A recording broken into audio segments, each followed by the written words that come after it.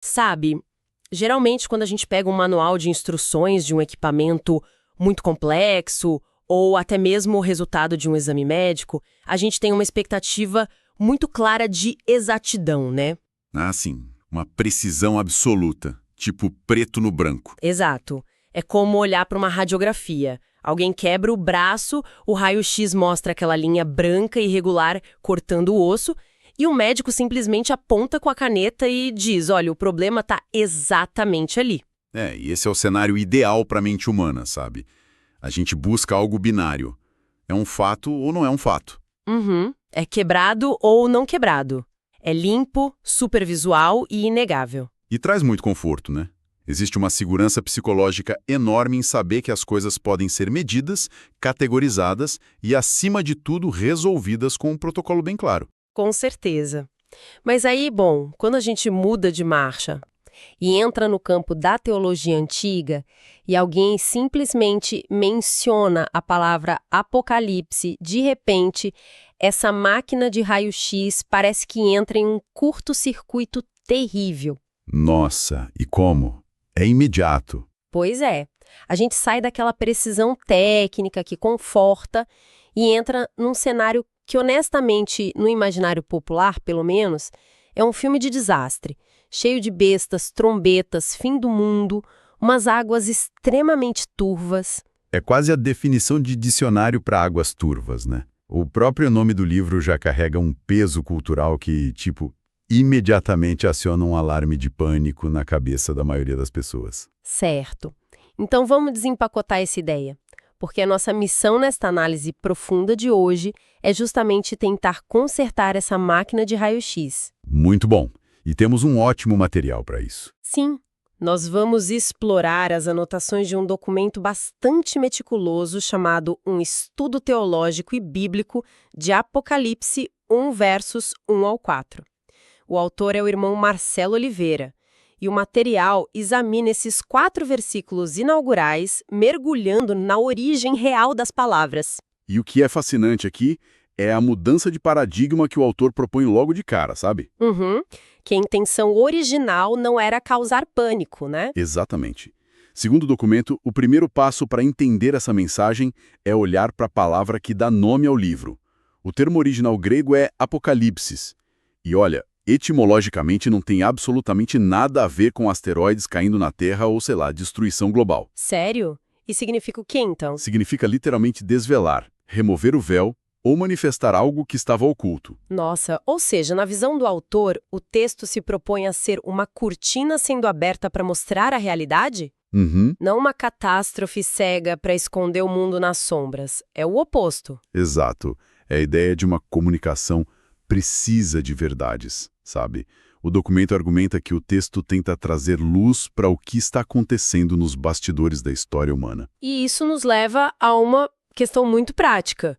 Se o objetivo é remover o véu e entregar uma informação que estava ali em segredo, como essa informação chega até aqui? É a logística da coisa. Pois é.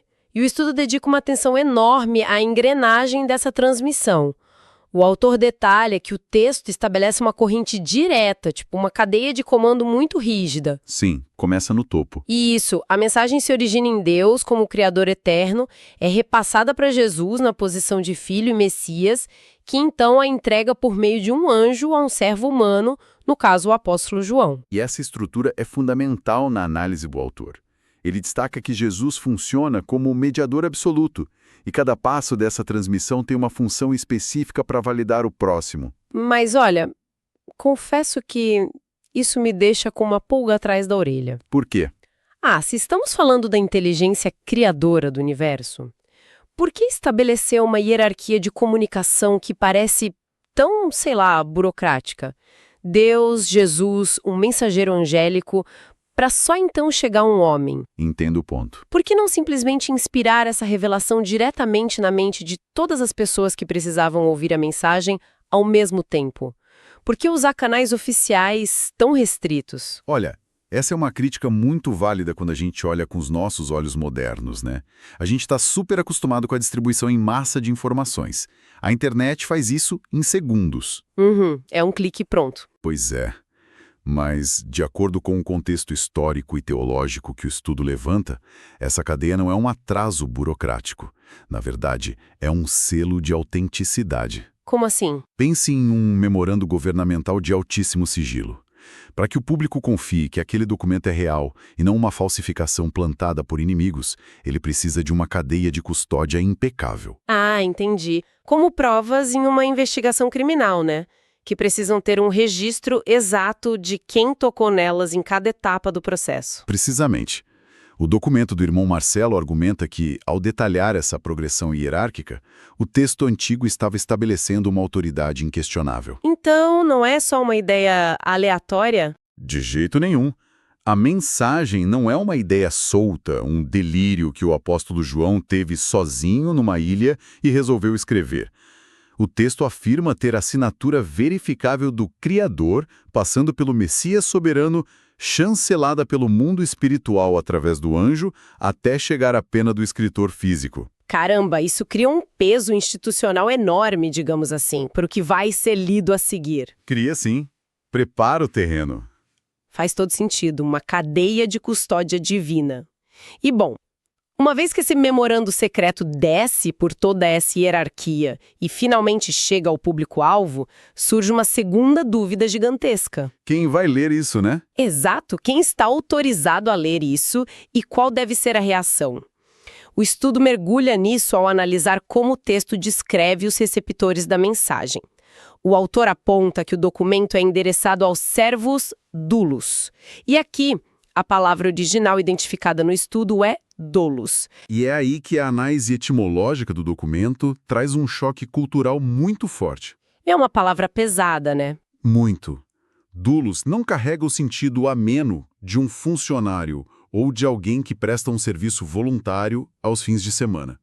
No contexto da época, a palavra descreve uma submissão total. Historicamente, aponta para a figura de um escravo. Alguém cuja vontade está inteiramente subordinada ao seu senhor. Exatamente. Mas espera aí.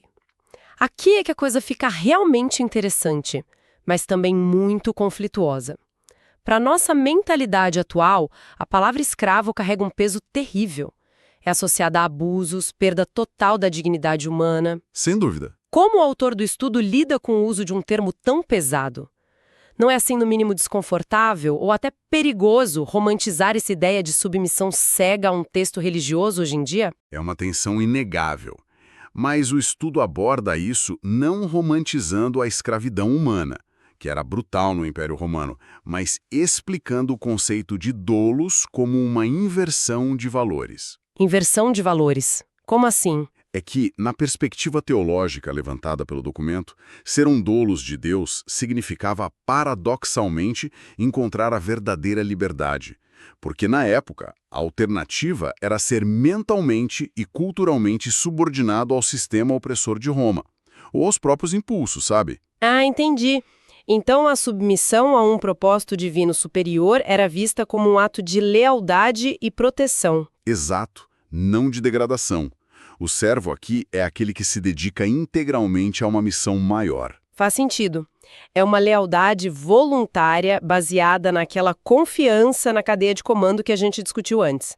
E o estudo aponta que o texto promete uma bem-aventurança, uma espécie de felicidade profunda para esses servos. Mas tem um porém aí. Sim, tem uma condição muito específica. Não é uma promessa vazia. Essa bênção está ancorada em uma tripla ação contínua: ler, ouvir e guardar a mensagem. Sim, e a análise foca pesadamente nesse último verbo, o guardar. Porque, pensa bem, ler e ouvir são ações de exposição. Alguém pode ouvir um discurso super inspirador e esquecer tudo 5 minutos depois. Acontece o tempo todo. Pois é. Mas o ato de guardar significa preservar, obedecer ativamente e incorporar aquilo na vida prática.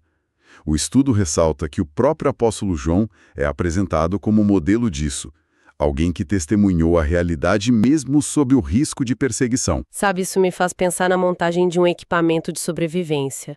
Digamos um paraquedas. Boa analogia. Imagina a cena. A pessoa está na porta do avião com o manual do paraquedas na mão. Não adianta nada ela ler as instruções e comentar: nossa, a gramática deste manual é lindíssima. De jeito nenhum. Não basta ouvir o instrutor e aplaudir a didática dele. Se a pessoa não guardar, ou seja, se não seguir rigorosamente as dobras e os nós ensinados no manual, a teoria vai ser completamente inútil no momento em que ela pular no vazio. Perfeito. Essa analogia capta perfeitamente a essência da argumentação do autor. E, olha, se conectarmos isso ao cenário maior de como a gente consome informações hoje, o contraste é enorme. Hoje é tudo muito superficial, né? Demais. Atualmente, a leitura é frequentemente passiva. Nós rolamos as telas, absorvemos umas manchetes só para nos sentirmos informados e seguimos em frente. O estudo enfatiza que a perspectiva do texto original repudia totalmente esse aprendizado passivo. Não é uma leitura de sala de espera. Não. A revelação proposta não é uma curiosidade acadêmica, é o manual do paraquedas. Exige obediência prática imediata, porque a vida do leitor depende daquelas instruções. E essa ideia de pular do avião nos empurra diretamente para uma falha muito grande que muita gente aponta nesse texto antigo: o problema do relógio. O tempo. Esse é um ponto crucial. Sim, se o manual exige uma atitude de prontidão e ação imediata, é porque a queda livre está prestes a acontecer, certo? O estudo observa que o texto usa palavras de extrema urgência, afirma que os eventos vão acontecer de forma rápida e que o momento está próximo. E aí vem o choque com a realidade cronológica. Exato.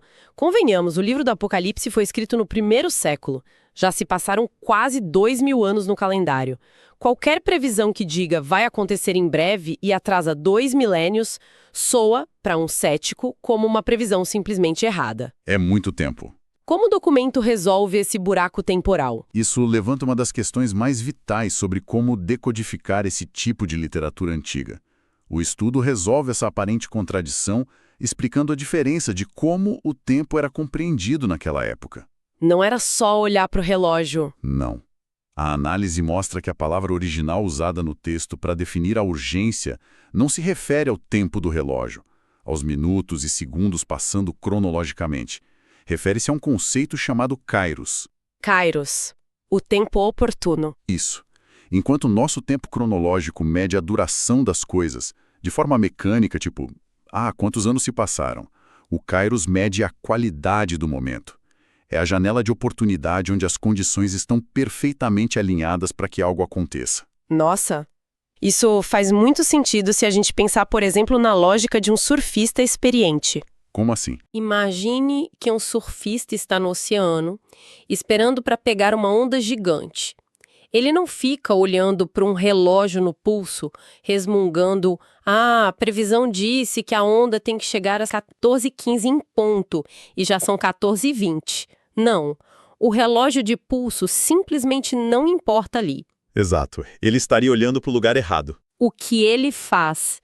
Ele observa a maré, a direção do vento, a movimentação da água. A onda chega no kairos, no momento em que as circunstâncias da natureza convergem. Então, se aplicarmos isso, o autor do estudo está sugerindo que o texto antigo pede para as pessoas lerem as circunstâncias do mundo e não contarem os dias em um calendário. Perfeita colocação. É bem isso. A visão teológica levantada pelo documento é que a profecia, neste contexto, não funciona como uma bola de cristal presa a datas. Ela funciona como uma bússola de estado de alerta. Uma bússola, gostei disso. Quando o texto antigo diz que o tempo está próximo, o argumento do autor é que se trata de uma urgência para estar vigilante agora. É a prontidão do surfista que você falou. Ele tem que estar pronto na prancha. Exato. A promessa escatológica, ou seja, sobre os fins das coisas, exige que a pessoa viva o presente imediato com fidelidade, independentemente de se passarem 10 anos ou 2000 anos na contagem humana. O Kairos transforma a ansiedade sobre o futuro em responsabilidade sobre o presente. Caramba, é uma urgência para viver com um propósito hoje e não ficar paralisado tentando adivinhar as manchetes de amanhã. Resumiu perfeitamente. E, avançando na análise do irmão Marcelo, vemos que essa prontidão exigida não era um fardo que o indivíduo precisava carregar sozinho nas costas, trancado em um quarto escuro. O documento explora fortemente a dimensão comunitária da mensagem. Sim, não era algo isolado. O texto não foi jogado ao vento. Ele teve um destino muito específico, nominal, endereçado a 7 congregações ou assembleias situadas na Ásia Menor. E a saudação inicial que a mensagem traz para essas comunidades é o desejo de graça e de paz. O que, mais uma vez, o estudo conecta com a realidade profunda daqueles receptores. A graça sendo vista como um favor divino imerecido. E a paz não apenas como a ausência de conflito, sabe? Mas como um bem-estar integral, uma harmonia completa. Algo que precisava vir de uma fonte de autoridade incontestável, né? Exatamente. E essa fonte é descrita no texto com uma imagem fortíssima. O estudo destaca que a mensagem emana daquele que é, que era e que há de vir. Uma referência que o autor liga à revelação do próprio Deus eterno do Antigo Testamento. E aí menciona algo bem peculiar: os 7 espíritos diante do trono de Deus. Pois é, e essa é uma das partes mais enigmáticas para o leitor comum. O que são esses 7 espíritos? O estudo dedicou um bom tempo para desmistificar isso.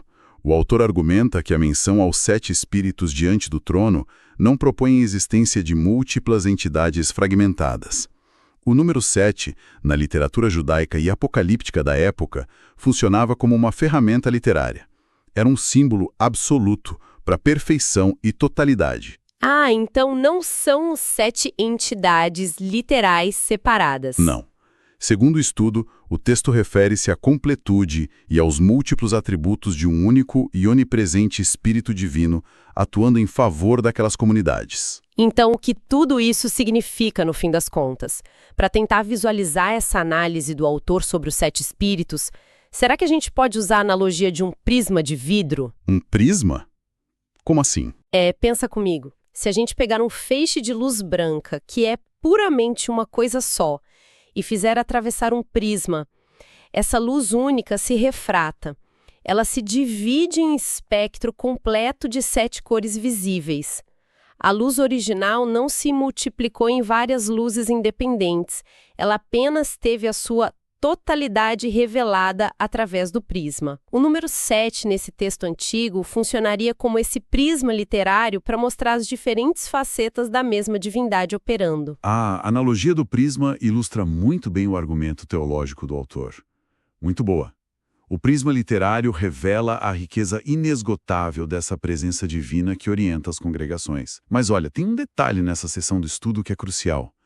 Toda essa cena majestosa da luz completa, da paz, da graça e do Espírito, acontece diante de um trono. Ah, sim, o trono.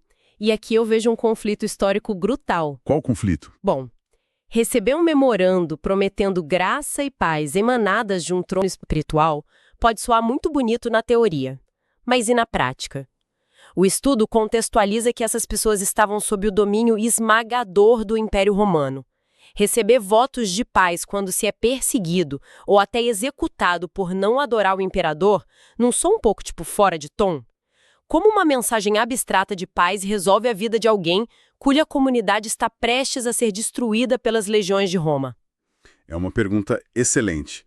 E é justamente no contraste entre as realidades que o estudo encontra a força da mensagem. Como assim? O documento argumenta que a menção insistente ao trono divino não é um enfeite poético, é uma subversão política e espiritual muito bem calculada.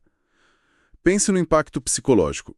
O texto lembra aos leitores que, por mais formidável que fosse o trono do imperador romano, ditando quem vivia e quem morria no tempo cronológico dos humanos, aquele trono era passageiro. Ah, claro, Roma ia cair um dia. Isso, o trono introduzido na mensagem daquele que é, que era e que há de vir. Governa sobre a eternidade. Ele governa sobre o Kairos. Nossa, então é uma declaração de estabilidade cósmica contra o terror político temporário. Exatamente. O estudo sugere que, para uma comunidade marginalizada e com muito medo, receber uma mensagem oficial da autoridade máxima do universo oferecia uma resiliência imensa. A soberania descrita ali não era apenas uma doutrina de fim de semana. Era garantia de que as rédeas da história humana não estavam perdidas nas mãos de tiranos. Exato. Estavam firmes nas mãos de quem enviou o memorando original. Incrível como a dissecção metódica dessas palavras antigas consegue desenterrar tanta profundidade, né? Virando um entendimento comum de cabeça para baixo.